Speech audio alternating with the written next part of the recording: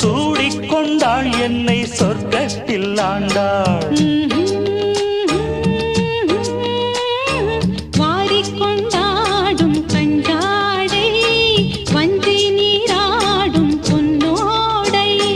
கோதை பொன்னேனி பூமேடை, மேடைக்கு நான் தான் பொன்னாடை.